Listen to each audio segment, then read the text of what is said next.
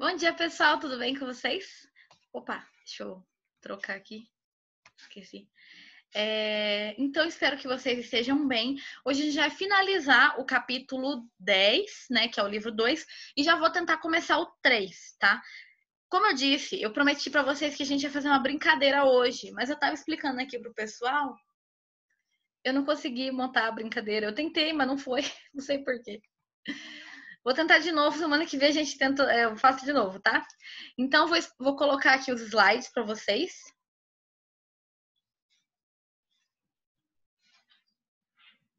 Cadê? Revoltas regenciais. Ainda é o que a gente está estudando, tá? Então, a gente vai finalizar hoje as revoltas regenciais.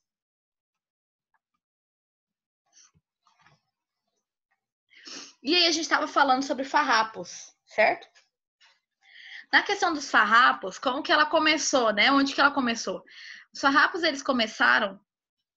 Eu não abri o chat aqui para ver o que vocês estão falando, mas você sabe que às vezes meu chat não abre, eu não sei bem porquê, né? Então, começou no Rio Grande do Sul, na cidade de João Pedro, tá?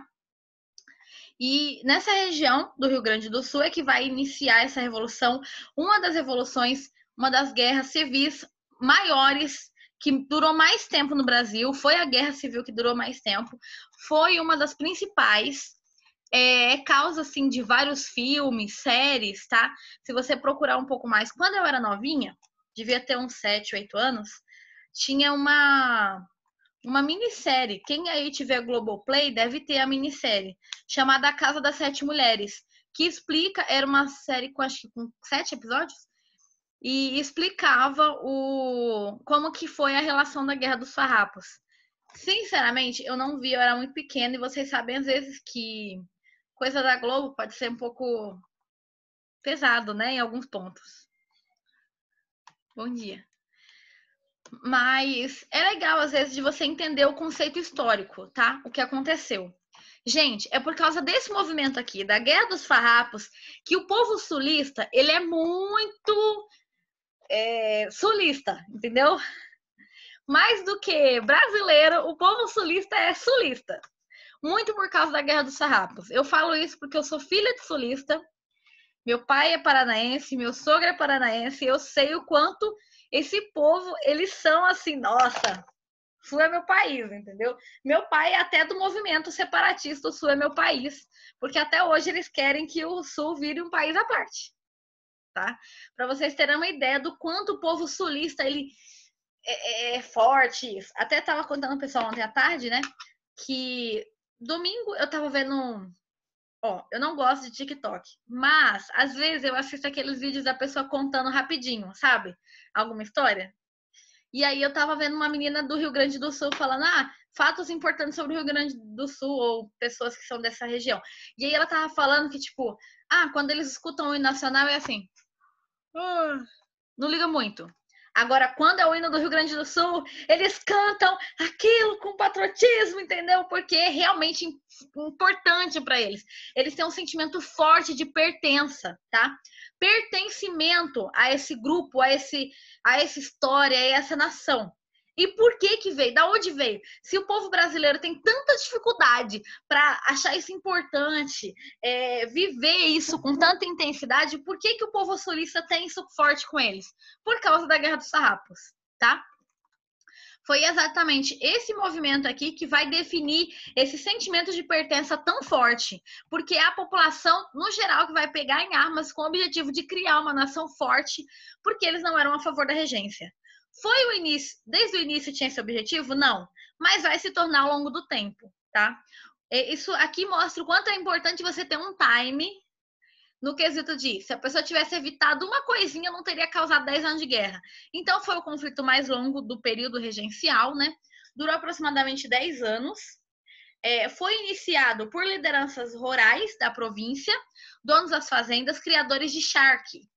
Eu já falei para vocês que a gente aqui conhece bem o que é a charque, né? Porque a gente come no carreteiro.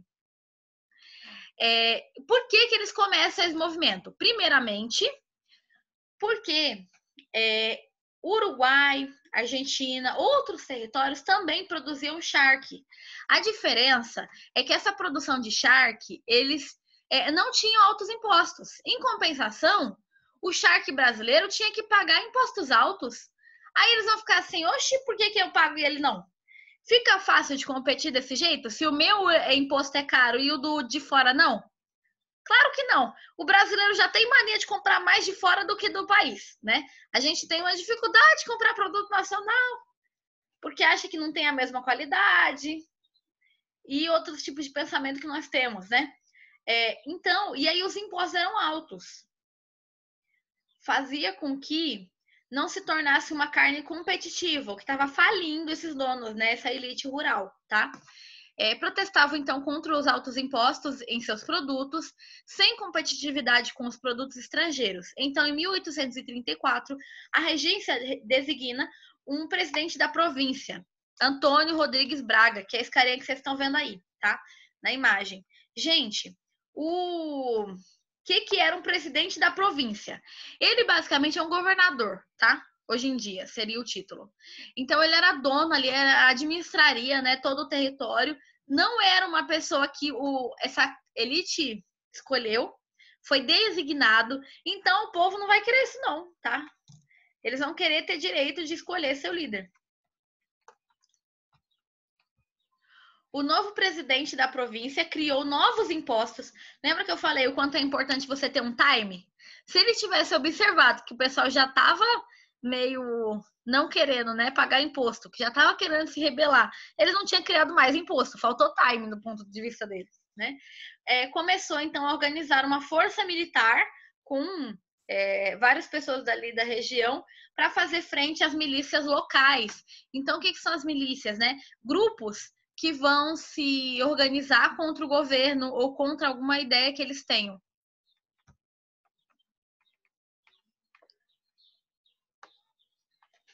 Essas decisões vão desagradar os estancieiros. Quem não sabe o que é uma estância, seria a ideia de tipo um sítio, uma chácara, tá? É como eles chamam essas regiões. Sobre a liderança de Bento Gonçalves, que é esse carinha que vocês estão vendo. Desculpa. Eu fico enjoada de manhã, eu sempre fico tossindo. De comer alguma coisa. Comandante, então, é um comandante da Guarda Nacional. Decidem expulsar o presidente da província, que queria aumentar os impostos, e inicia, então, a Revolução Farroupilha, que também foi conhecida a Guerra dos Farrapos, tá? Tiveram, então, a adesão das classes médias, das camadas médias, setores do exército da região do sul, estendeu até as regiões do interior, né, da província. Os revoltosos, então, decidem proclamar a independência. Olha só como chegou longe, né? De início, a ideia era apenas diminuir os impostos, até que eles conseguem proclamar a independência. E aí vai começar um processo de fragmentação do território, tá? É o que a gente está estudando nesses slides. São os períodos em que a gente estudou os movimentos de revolta negra, religiosa, então todas as revoltas que vão acontecer contra a regência do país, né? Esse grupo aqui não era o início, não era a ideia inicial, se rebelar e se revoltar a ponto de proclamar a independência, mas vai virar. Porque eles acham que só o povo sulista vai entender as necessidades do povo sulista. Então, eles decidem ali criar uma sequência de independências, tá? Criando primeiramente a criação da República Rio-Grandense. Como vai ser conhecido o território, o país, tá? Vai separar do Brasil, não vai ser mais Brasil, vai virar República Rio-Grandense. Com isso, eles vão influenciar outras regiões, tá? A guerra se expandiu até a Santa Catarina, assumem o controle da cidade da Laguna, proclamam a independência também lá, e aí criam a República Catarinense, tá? Que também é um movimento separatista. Gente, tudo isso vão 100 anos de batalha, tá? Lembrando que o exército brasileiro não era forte. Era um exército muito fraco, não tinha muita gente, o povo não tinha muita ânsia por lutar. Uma das coisas de você participar do exército, quem aí fosse alistar, né? Não sei se algum dos meninos ou das meninas também quiser ser militar, né? É que os meninos são obrigados, as meninas podem escolher. Se alguém quiser ser militar aí, né? Aqui no Mato Grosso do Sul, a carreira militar é bem importante, né? As pessoas decidem mesmo fazer parte disso. Naquela época, quase não tinha isso. Não tinha aquela ideia de nacionalidade, né? Na verdade, apenas no segundo reinado, que é com Dom Pedro II, que ele vai começar a desenvolver isso. Não era uma coisa que a gente tinha naturalmente. De, o Brasil, vamos fortalecer o Brasil, vamos cuidar do nosso território, vamos fortificar. Não tinha isso, tá? Então, eles vão ter um pouco de dificuldade com a parte do exército. Não tinha exército. Vai até formar outras revoltas aí, muito por causa desse compulsório, né? Desse alistamento compulsório, tá? Em novembro, as tropas do governo vão expulsar os revoltosos da região de Santa Catarina, tá? Então, em 1842, já com Dom Pedro II, então, nesse período aqui, né, que acaba a guerra, Dom Pedro II já está no poder. Não é o período que a gente está estudando, mas é para vocês entenderem como que fecha esse período, tá? O Marechal Duque de Caxias, ele vai ser nomeado como presidente da província.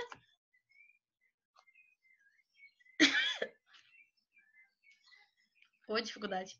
Ele vai ser nomeado como presidente da província e vai decidir assim, em vez da gente continuar brigando, vamos entrar num acordo? Então vamos. Vamos todo mundo deixar feliz, todo mundo, que daí a gente entra em acordo, é mais fácil do que continuar em revolta, né? Então ele comanda as forças imperiais, está como chefe da província de acordo com o exército, mas a maioria ainda não aceitava ele. E ele mantém ali, ajuda a regular a situação dos revoltosos. Então ele tem o apoio das elites gaúchas, ele negocia, né, com os estancieiros, então negocia com o povo que estava ali na rebelião, atende as maiores exigências, por exemplo, aumenta o preço da charque estrangeiro e não do território, anistia os revoltosos, ou seja, perdoa, né, quem se rebelou contra o governo, para não precisar ir preso ou morto de alguma forma, que poderia causar uma outra rebelião. Obtiveram o direito, então, de indicar o presidente da província. Não vai ser mais indicado pelo rei ou pelo presidente da regência, né? Pelo governante da regência. Vai ser indicado pelos próprios sulistas. Tudo bem? Depois nós temos a cabanagem. Na próxima página... Peraí que eu me perdi. Página 91, tá? A região da província do Grão-Pará. Gente, tudo isso que tá em vermelho aqui era a província do Grão-Pará. Hoje são vários estados, né? Mas aquele período era um estado só. Antes era Grão-Pará e Maranhão, então era um território ainda maior. Mas nesse período aqui é só o Grão-Pará. Viveu um intenso conflito. Gente, eu quero que vocês pensem a relação do norte naquele período. Se o Nordeste tinha sido completamente abandonado pós período do ouro, né, no Brasil, com a elite liderando lá toda para a região sul, no Rio de Janeiro, imagina o Norte, que não tinha gente e ninguém querendo tomar conta. Então, era um território meio que abandonado, tá? E o povo vai se rebelar contra isso. Então, vivenciou um intenso conflito de caráter social. Olha só, podem grifar aí no livro de vocês quem que liderou as camadas mais baixas, diferente da Farroupilha, que foram as camadas altas que lideraram, né, o movimento. Destruíram as autoridades, tiraram as autoridades tanto do governo quanto do exército e tentaram instaurar ali um novo governo, tá? A região vivia uma situação de extrema pobreza. Em 1822, grupos contrários à emancipação política do Brasil, disputas locais pelo poder, o presidente indicado foi impedido de assumir. Então estava acontecendo um monte de coisa, tá? Primeiramente, eles já tinham as disputas internas, não eram a favor do Brasil sem o imperador, né? Com esse regente. A maioria deles não gostava dos regentes, tá? Achava que eles não eram líderes de verdade, de alguma forma, por não ter ligação com Portugal direta, né? Ou não ser descendentes da família Bragança, né? E aí eles vão entrar em várias revoltas, disputas do poder, quem é que manda mais? É a elite que tem ali já, ou são a população maior, né? Os sertanejos, os negros, etc. Tá? O novo presidente mandou prender diversos opositores.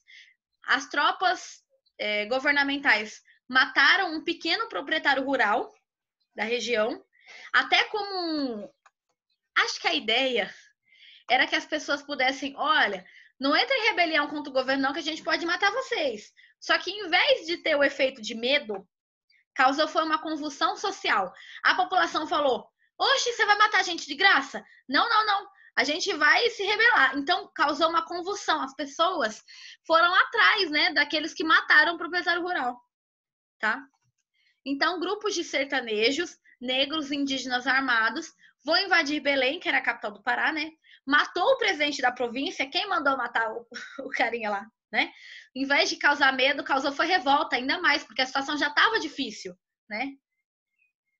Uma coisa, eu gosto muito do Jogos Vorazes. O livro, o filme, todos são bons, né? Por que eu gosto deles? Porque ele é totalmente político.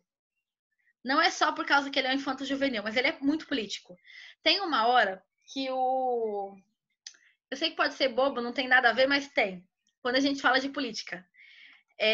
Tem uma hora que o presidente Snow, ele tá falando, né, sobre os Jogos Vorazes. Para que é a ideia dos Jogos Vorazes? É para causar medo, né? Para que as pessoas não se rebelem contra a capital. Mas quem já assistiu o filme vai entender. Mas aí ele fala assim, por que tem que uma pessoa ser vitoriosa? Para o povo ter esperança. Você tem que ter medo, mas tem que de alguma forma ter esperança. Quando não tem esperança nenhuma, acaba gerando mais revolta, entendeu? Então, esse foi o problema dele. Quando ele mandou matar, esperando que as pessoas se acalmassem, tipo, não, é melhor ficar do jeito que tá, ele já estava vivendo uma situação de extrema pobreza, dificuldade, desemprego, que não tem mais condições. Acaba a esperança. Então, acaba gerando uma convulsão, né, nacional, ou na região, não nacional, né?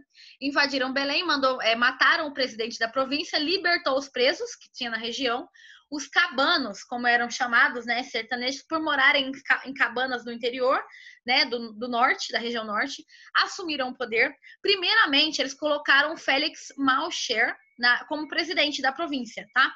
E esperando com que eles ele rompesse com o governo regencial e desse o...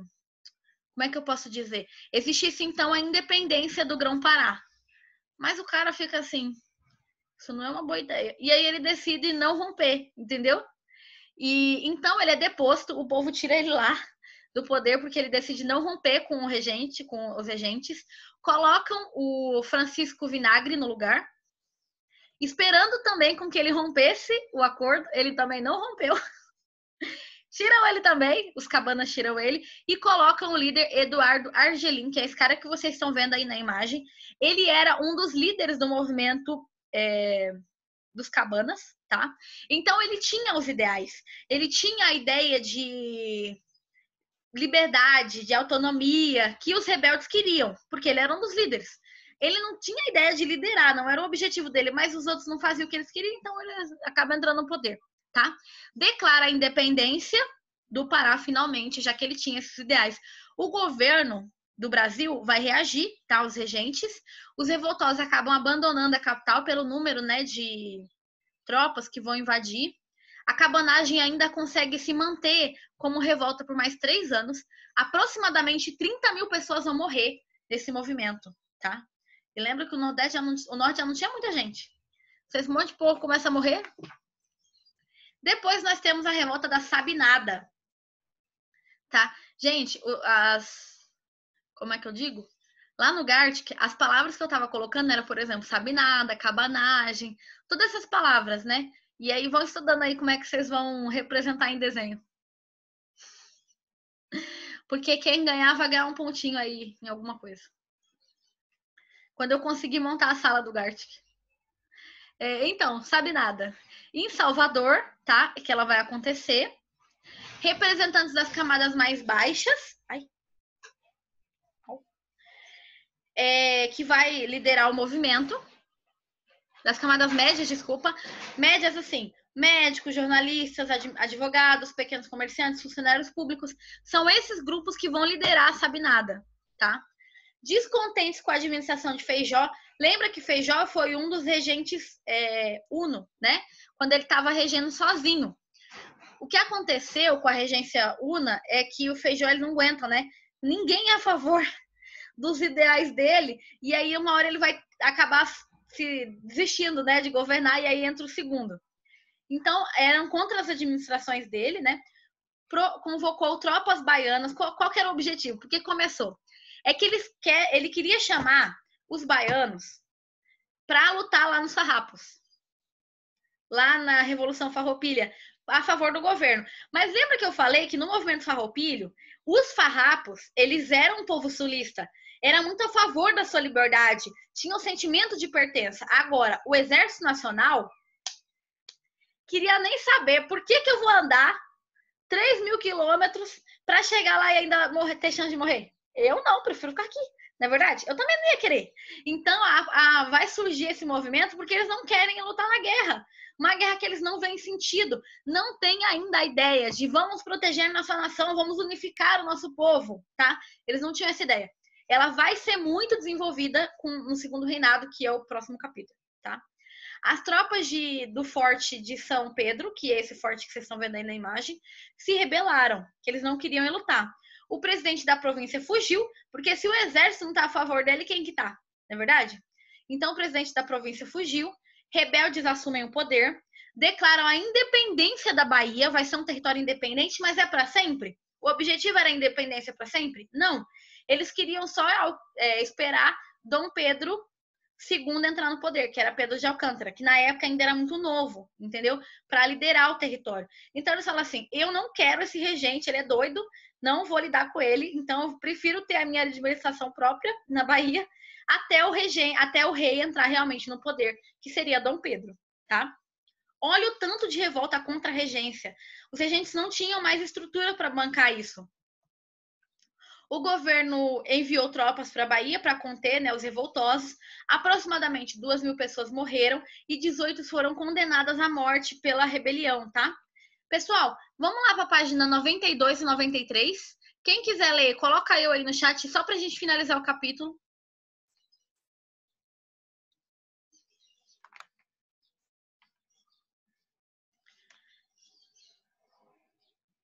Agora vai ser obrigatório para as meninas. Eu acho que não devia ser obrigatório para ninguém.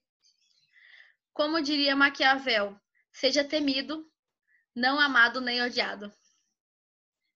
Melhor ser os dois, mas se for ser um só, seja temido. Nunca que um conseguir acertar e eu, tá bom. Deixa eu compartilhar aqui. Agora a gente vai ler a Balaiada.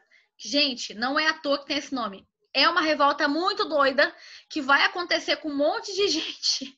Toda a camada social tá se revoltando, tanto a elite, as camadas mais pobres, cada um queria uma coisa, então vira uma confusão danada, porque cada um tinha um objetivo. Vai acontecer lá no Maranhão e no Piauí, tá bom? Deixa eu compartilhar aqui. Deixa eu ver quem que queria ler. Maria Isabel, primeiramente. Maria Isabel, lê os 2 primeiros, tá bom? Por favor, os 2 primeiros parágrafos.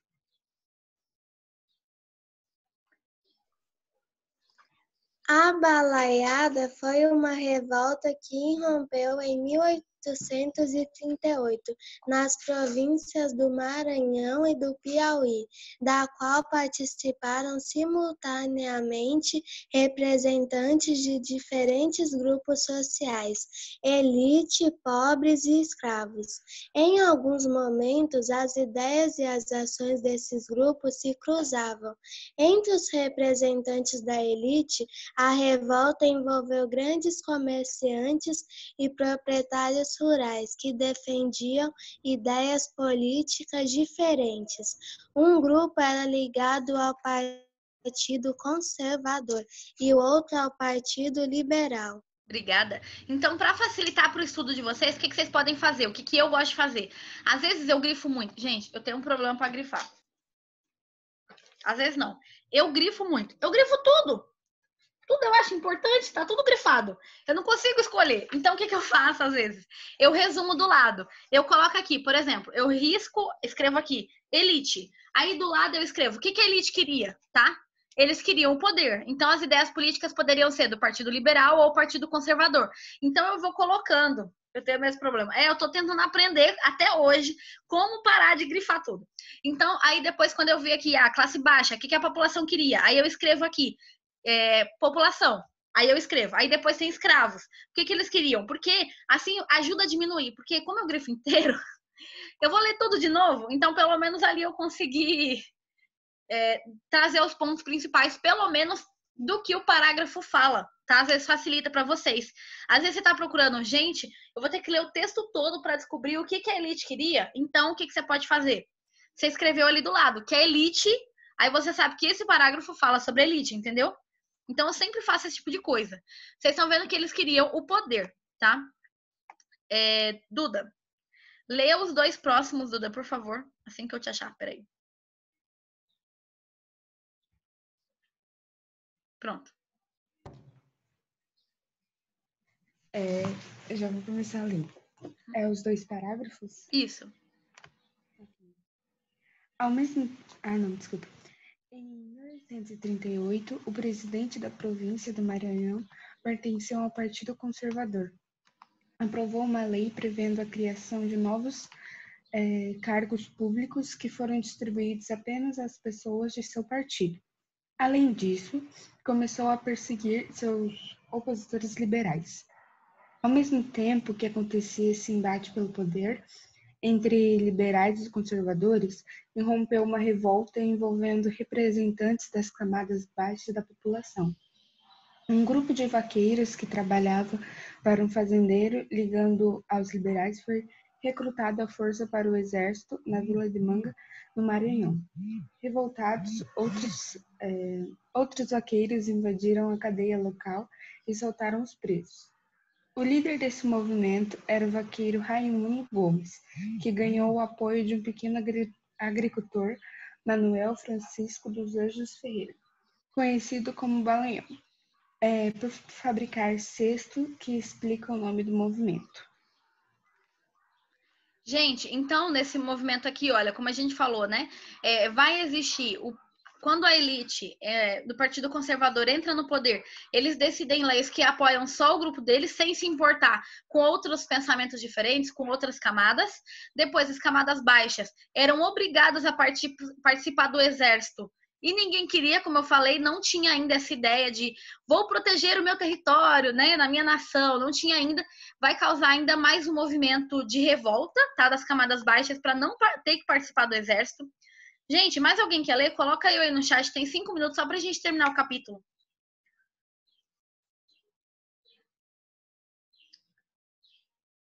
Enquanto ninguém responde.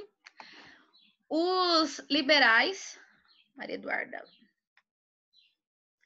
Deixa eu achar você, Maria Eduarda. Vai ter o... Pode. Na página seguinte tem coisa também que é o golpe. Ai, meu Deus, cadê a Maria Eduarda? Perdi ela. É difícil de achar vocês aqui nesse negócio. Achei. Lê até o final, por favor, dessa página, Maria Eduarda. Uhum. Os liberais interessados em assumir o poder no Maranhão passaram a apoiar os rebeldes, fornecendo-lhes armas e munições. Raimundo Manuel Francisco e seus seguidores começaram a percorrer o interior do Maranhão, protestando contra a discriminação e desigualdade social presente na província. Exigiam também a expulsão dos portugueses na região e a garantia dos direitos constitucionais aos cidadãos, pondo fim ao despotismo dos prefeitos, que permitiam maus tratos aos presos e promoviam o recrutamento forçado.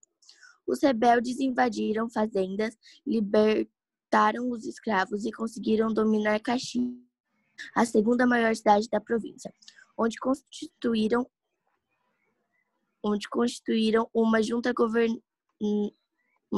governativa com a participação dos liberais.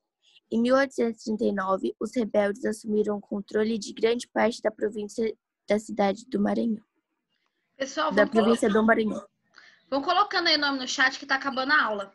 Mas olha, vocês estão vendo então que eles queriam maior direitos, liberdade, né? Não ser obrigado. Só a classe baixa é que entra no exército, a classe alta fica lá de boa, né?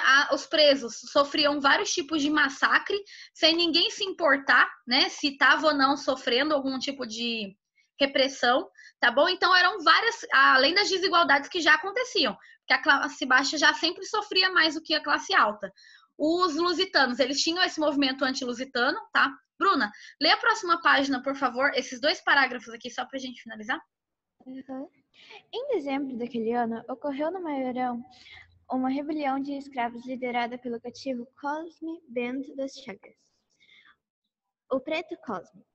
O movimento contou com a participação de mais de 3.000 cativos que protestavam contra a prática da escravidão. Em alguns momentos, esses escravos chegaram a se unir aos rebeldes liderados por Raimundo Gomes e Manuel Francisco. O governo imperial enviou tropas para conter a rebelião, que foi sufocada em 1842 e deixou um saldo de 6.000 mortos, principalmente escravos e sertanejos pobres. Obrigada. Então, acabou não dando certo tudo isso, né? Gente, lição de casa. Vocês vão ler o golpe da maioridade, que é como que Dom Pedro, com 14 anos, vai governar o Brasil. Imagina com a idade que vocês têm, a gente fala assim, ó, a partir de hoje, você que vai decidir para onde que vai o Brasil. E ainda assim, ele vai conseguir, sim, administrar o território. Mas, como? Como que ele entra no poder se ele não tinha 18 ainda? Tá escrito aqui. Eu vou voltar na próxima aula, porque no início do próximo capítulo tem isso. Mas não vai dar tempo de ler agora, tá? Eu quero responder aqui a pergunta do Natan. Então, leiam isso de lição de casa antes da próxima aula.